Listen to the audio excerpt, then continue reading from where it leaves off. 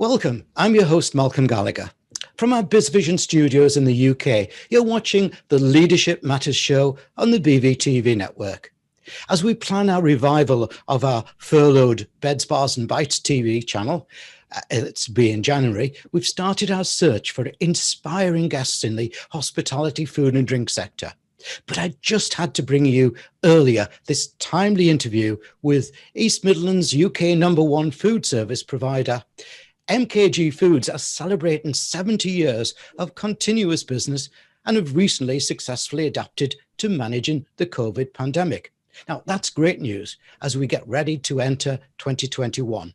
So let's get the details of this good news story as we meet Nottingham-based MKG Foods Director, Philip Mayling. Welcome, Philip. Hi, Malcolm. Great to be with you. Well, glad to talk to you. Hello, Philip. It's congratulations time, isn't it? 70 years is one heck of an achievement. Tell us about MKG Foods, what you do and who you do it for. Absolutely. Well, thank you, Malcolm. Yes, so MKG Foods, we're a Midlands-based food service wholesaler. So we provide over 5,000 products, ambient, chilled, frozen to caterers across the Midlands, ordering up to 10 o'clock for in the night for next day delivery. So, I mean, you get various specialisms in wholesaling, but we're the nuts and bolts. So the sort of 5,000 plus products that sort of hold kitchens together. Wow, 5,000. We're all aware around the world of the impact of COVID on hospitality in particular, with pubs and restaurants and hotels closed and closing for good, many. But few have discussed the effect upon the supply chain that provides for the sector. How has COVID affected MKG Foods, especially as your heartland of Nottingham has been hard hit by the pandemic? What have you done to pivot the way you operate or even adapt to survive? Sure. So it's a recession like no others. It's very rare that you get the lights turned off overnight back in March, as we had when the Prime Minister put us all into lockdown. So yes, I mean, as someone who supplies heavily the hospitality and educational sectors, overnight 85% of our business was switched off. I mean, that's recovered somewhat now with schools and other things opening, but we're still in tier 3. So in most of our areas, so still probably up to 50% down on where we'd expect to be. We've tried to be as ingenious as we can. Obviously, if your customers are shut, there's very little you can sell to them, but we've adapted to selling PPE, to helping our customers do takeaway services. We've worked a lot with our school customers, educational customers on who've had to adapt to new service times. So, longer break times, takeaway options for them. However, we've had to look at new options and new opportunities as well. We have done quite a bit of work on the home delivery front, particularly at the start of lockdown. I mean, I don't think that's a long-term thing for us. I think competing with the supermarkets is not really a battle you want to get into if you could avoid it.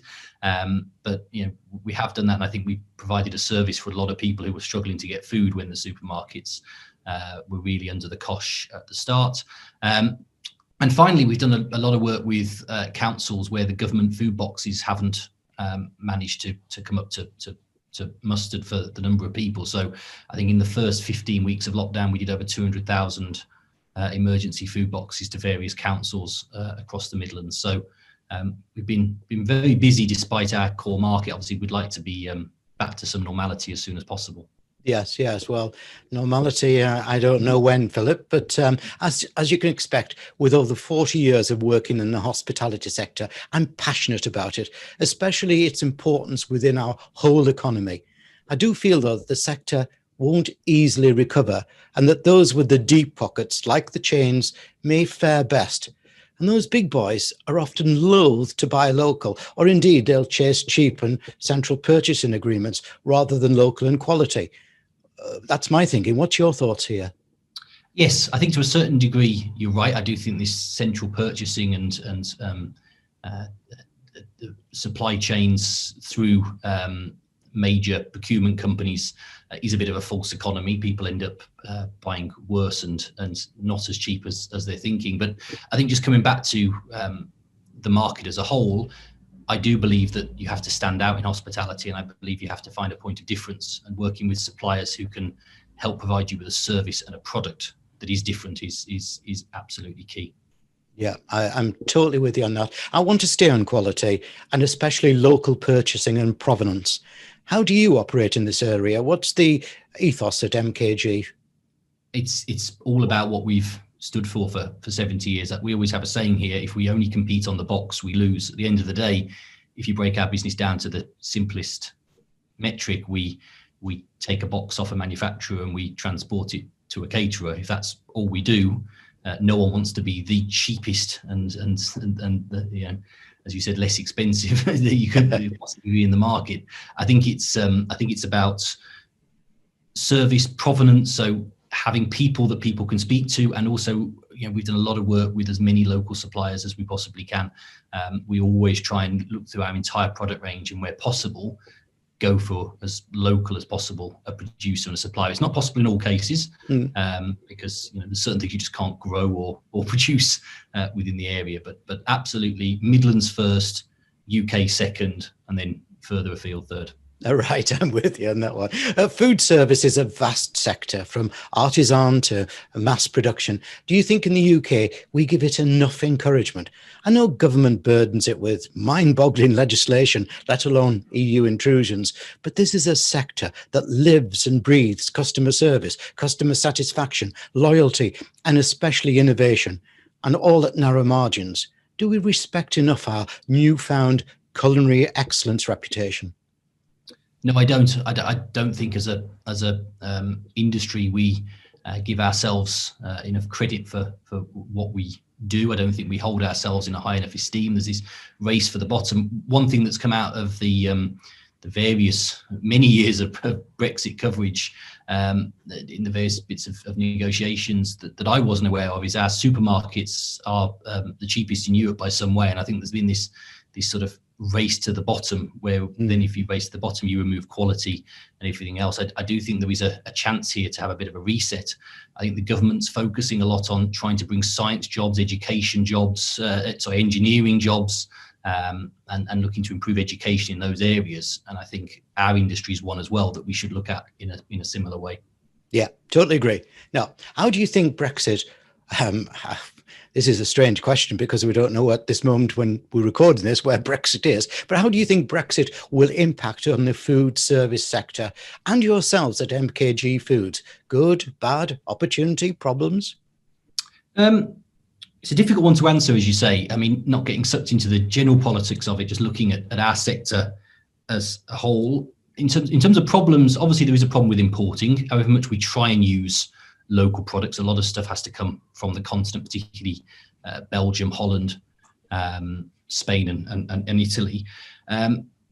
However, so Brexit does provide a challenge in terms of supply chains and tariffs. But one thing I would say is, having gone through COVID, the 2 to 3%, which is where we've modelled the effect would be, is probably nothing compared to what we've gone through with COVID. I mean, first of all, we've got to have an industry back to actually sell to before we can worry what the tariffs are going to be. But we've done a lot of work. We've done a lot of preparation work in terms of getting stuff through the borders, having customs agents, doing a lot of modelling in terms of pricing and the effect of tariffs. So, I mean, we hear a lot about how businesses aren't ready to go. I believe we are ready to go, to view it as an opportunity, to look where possible more at local products where we can. But we just got to work with it. At the moment with COVID, it's almost been, the effects that we've modelled can't be as bad as that. So yes, I think there is potential challenges for us to overcome, but I think providing the stuff gets through the ports and actually gets into the country, then, we just have to adapt and take the opportunities in front of us. Yeah, and adaptiveness, of course, is a key skill, I think, in this time. Just before we move on to the next question, I'd just like to remind viewers and listeners of your URL, your website, which is on the screen behind me for viewers, but for listeners, it's MKG, that's WW obviously first, MKG Foods, mkgfoods.co.uk. It's time for Philip's crystal ball. Where do you see MKG Foods in the next 10 to 20 years? Serving more home deliveries, widening your services? What's in store for you on your way to 100 years in business? Probably more grey hair for a start, Malcolm. But I mean, I believe food service will be back. I believe catering will be back. I believe. I've said from the start, I believe this has given us a chance to discover our businesses in ways that we haven't had to do. We've had to do things we wouldn't do. We've had to look at opportunities very quickly. I'm ready for it to go back to now after this many months, but it has given us opportunities to really get amongst the weeds of our businesses and look at how they operate. This may be the most boring answer that you have for people with grand plans, but more of the same for us. I think when we try and get too ahead of ourselves and try and look towards world domination, then the ethos and everything behind our business starts to fall. So, I started working in the corporate world in London, where everything was judged on share price and the CEO's bonus was all linked to it, and everything was short term. I just think we'll continue in the next 10 to 20 years to aim to be a good employer. To aim to be a good supplier and a partner with our customer, we'd work into the standards that are ours and just do a good job and a good service at a fair price. Yeah, and I think that key word you've just hit upon there is partnership with your customers, because as they grow and as they recover, they will be seeking that relationship and seeking that strength of supply, won't they? 100%. I think they people do buy off people. And I think in times like this, where you actually need that support, that advice, at the end of the day, you look at your supplier is speaking to more people like you than anyone else, so they should have a better picture as to way other people, ways other people are doing things, what manufacturers are doing and everything else. I think that partnership and that support is absolutely key. And it's fundamental to what we do. As I say, if we only focus on moving the box, we lose. It has to be the support and the partnership around that. Excellent. Yes. Philip, I like to give all my guests 3 wishes. If I was to give you those 3 wishes for the future of the food and drink service sector, what would those 3 wishes be? So I'd probably go quite immediate. I'd say I'd like a Pfizer vaccine, a AstraZeneca vaccine, and a GSK vaccine. So, and it probably is that, for us at the moment, it really has to be around that. So the 3 wishes are probably, I'd probably take them all up in vaccines coming. I mean, if you want an answer outside of the vaccines, it's probably that point of, I'd like us to take a moment to reflect on our position as an industry and try and get out of this race to the bottom and try and understand the value and some of the great things that we can do and develop within this industry. But no, in front terms, it's getting ourselves out of COVID. And I think the vaccines are the absolute crux to that. Yeah, and perhaps a Brexit vaccine might help as well, Yes, yeah. Although as I always say to people asking me about Brexit can only be an impact if you've got any customers to sell. Yes. So I could quite like to get the market back open first, and then we can then take the Brexit. And then we'll have a shortage of chefs because of Brexit and so on. But it's something we need to talk about again in the future, Philip. Philip Mayling of mkgfoods.co.uk. Thank you for a great interview. Thank you very much, Malcolm.